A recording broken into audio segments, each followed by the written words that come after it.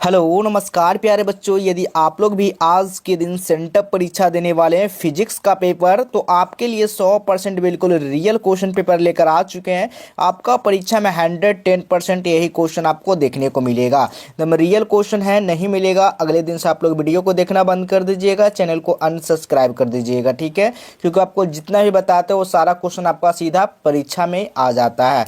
जैसा कि यहाँ पर देखिए 20 को आपका सब्जेक्टिव और 6 सब्जेक्टिव यानी कि दीर्घ लघु मिला के 26 को क्वेश्चन रहेंगे और 70 ऑब्जेक्टिव रहेगा, जो कि आपका 35 क्वेश्चन का ही जवाब देना है ऑब्जेक्टिव में, और इसमें 26 में से 13 को जवाब देना है आपका सब्जेक्टिव क्वेश्चन में। जैसा कि देखिए पिछला बार भी 2025 में जिस तरह से एग्ज़ाम लिया गया था उसी तरह से इस बार भी फाइनल एग्ज़ाम लिया जाएगा, उसी पैटर्न के आधार पे।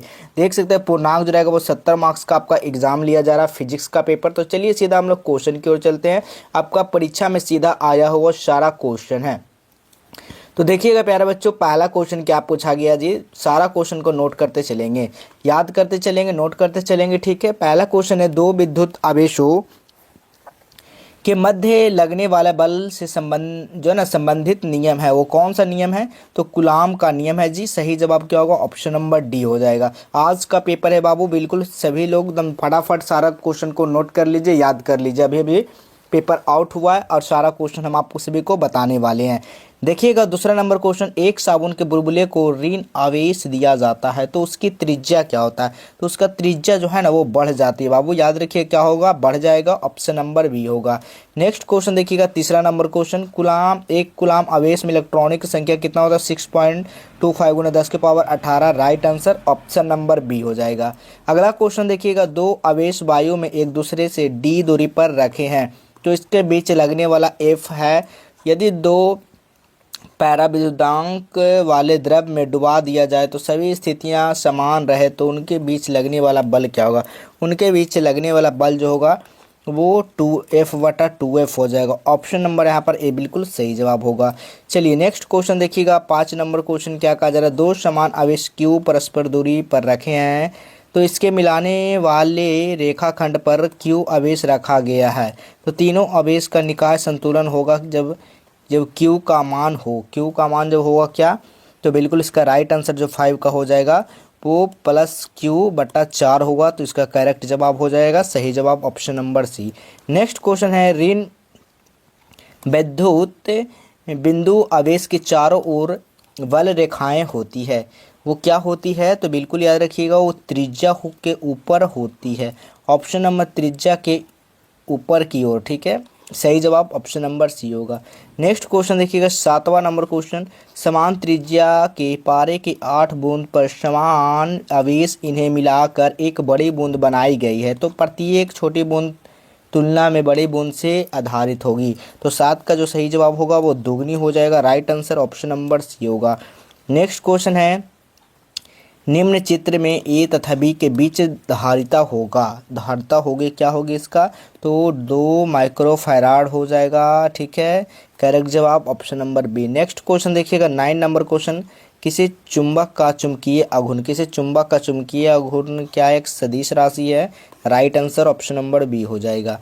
नेक्स्ट क्वेश्चन देखिएगा 10 नंबर क्वेश्चन, एम चुंबकीय आघूर्ण वाले चुंबक बी चुंबक क्षेत्र में तो इस पर घूमने का कार्य जो होगा वो होता है, वो कितना होता है? तो बिल्कुल सही जवाब होगा ऑप्शन नंबर यहाँ पर डी बिल्कुल करेक्ट जवाब होगा। नेक्स्ट क्वेश्चन देखिएगा 11 नंबर क्वेश्चन, निम्नलिखित में से कौन विद्युत चुम्बकीय तरंग नहीं? विद्युत चुम्बकीय तरंग का बात किया गया है तो बिल्कुल ध्वनि तरंगे नहीं है।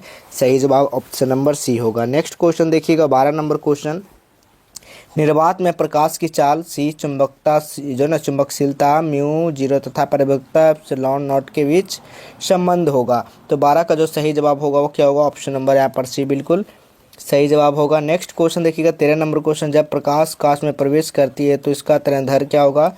तो घट जाता है, बिल्कुल सही बात है। 13 का जो राइट आंसर होगा ऑप्शन नंबर ए होगा। नेक्स्ट क्वेश्चन है, दो डायोप्टर -3.5 डायोप्टर के दो लेंस संपर्क में रखे गए हैं तो होगी क्या होगी? तो बिल्कुल 14 का जो राइट आंसर हो जाएगा वो आपका -1.5 डायोप्टर। ठीक है, ऑप्शन नंबर यहाँ पर क्या होगा, बी बिल्कुल सही जवाब होगा। अगला क्वेश्चन देखिएगा 15 नंबर क्वेश्चन, सामान्य संयोजन में खगोलीय दूरबीन की लंबाई होती है। दूरबीन की पूछा गया लंबाई क्या होता है, f0 f होता है। Right answer option number D हो जाएगा।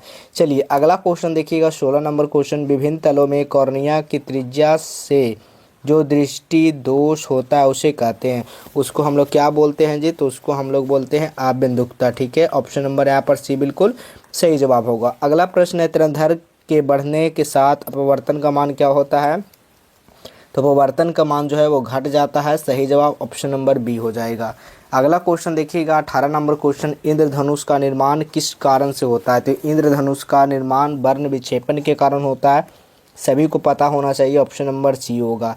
नेक्स्ट क्वेश्चन है, प्रकाश के तरंग सिद्धांत से किसकी व्याख्या नहीं होती है, किसकी व्याख्या नहीं है, प्रकाश विद्युत उत्सर्जन नहीं होती है। ऑप्शन नंबर यहाँ पर सी बिल्कुल सही जवाब हो जाएगा। चलिए अगला क्वेश्चन देखिएगा, अगला क्वेश्चन है 20 नंबर क्वेश्चन, व्यक्तिकरण करते दो प्रकाश तरंगों की तीव्रताएं 9:4 के अनुपात में है, तो अधिकतम एवं न्यूनतम तीव्रताओं का अनुपात है, क्या हो जाएगा, 20 का जो राइट आंसर होगा 25:1 हो जाएगा। सही जवाब करेक्ट ऑप्शन नंबर ए होगा।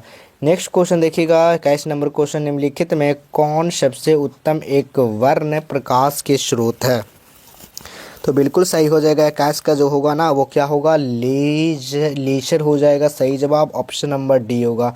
अगला प्रश्न देखिएगा 22 नंबर क्वेश्चन, जब सूक्ष्मदर्शी की नली की लंबाई बढ़ाई जाती है तब इसका क्या होगा, बढ़ाई जाती है तो ये घटती है। ठीक है, ऑप्शन नंबर यहाँ पर बी होगा। नेक्स्ट क्वेश्चन देखिएगा 4 डायोप्टर क्षमता का अभिसारी लेंस एक सरल सूक्ष्मदर्शी की तरह इस्तेमाल किया जाए तो इसकी आवर्धन क्षमता क्या होगी, तो 23 का जो सही जवाब होगा वो 2 हो जाएगा। करेक्ट जवाब option number C. Next question है, छोटे आपतन कोण के लिए म्यू प्रतिरंक वाले पतले प्रिज्म का न्यूनतम कोण जो होता है वो क्या होगा, μ-1 × a हो जाएगा। सही जवाब ऑप्शन नंबर बी होगा।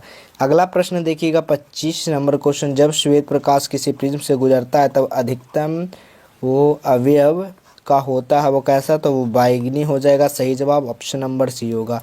चलिए नेक्स्ट क्वेश्चन है, 0.1 × 10⁻² मीटर से विलग दो कलाबद्ध स्रोतों से 0.6 × 10⁻² मीटर चौड़ी स्रोत में से 1 मीटर की दूरी पर रखे पर्दे पर प्राप्त है तो व्यवहार किए गए प्रकाश में तरंगदैर्घ्य क्या होगा, तो 27 का जो राइट आंसर होगा वो बी हो जाएगा। आप लोग नोट कर लीजिए, 26 का जो होगा बी होगा। ठीक है, 27 का ऑप्शन नंबर यहाँ पर सी हो जाएगा। 28 का नोट कर लीजिए सी, 29 का नोट कर लीजिए बी, 30 का नोट कर लीजिए आप लोग बी, 31 का आप लोग नोट करेंगे डी। ठीक है, 32 का नोट करेंगे डी, 33 का नोट करेंगे ए, 34 का नोट करेंगे बी, 35 का नोट करेंगे डी। ठीक है, इस तरह से सारा नोट कर लीजिए। अब चलिए आपको बताते हैं कैसे क्वेश्चन पेपर को डाउनलोड करना है, कहाँ से, गूगल के माध्यम। सबसे पहले अपने फ़ोन में गूगल ब्राउज़र को ओपन करना, लिखना है संघर्षeducation.com, पूरा इसी तरह से एकदम स्क्रीनशॉट ले लीजिए, इसी तरह से टाइप कर दीजिएगा। जैसे ही टाइप करिएगा तो इस तरह से आपको साइट ओपन होकर खुल जाएगा। बाबू देख सकते हैं, डायरेक्ट आप लोग आ जाइएगा वेबसाइट पे, आपको नीचे आ जाना। ठीक है, नीचे स्क्रॉल करना, जैसे आप लोग नीचे स्क्रॉल करेंगे तो यहाँ पर देखने को मिल जाएगा। यहाँ पर क्लास 12 का भी इंपॉर्टेंट क्वेश्चन रहता है, सब्जेक्टिव आप लोग आकर देख सकते हैं। देखिए कोई से भी 12 खोलिए, यहाँ पर सब्जेक्टिव क्वेश्चन सीधा परीक्षा में आने वाला सारा क्वेश्चन रहता है आपका, आप लोग आकर पढ़ लीजिए। ठीक है, नीचे आइएगा तो आप लोग और नीचे आइए, मोर रेट पे क्लिक करिएगा, आप लोग नीचे आइए तो यहाँ पर लिखा हुआ रहेगा क्लास 12 क्वेश्चन आंसर। देखिए सेंटअप एग्जाम है, इस तरह से लिखा हुआ, इसी तरह से यहाँ पर और भी लिखा हुआ है, देख लीजिए।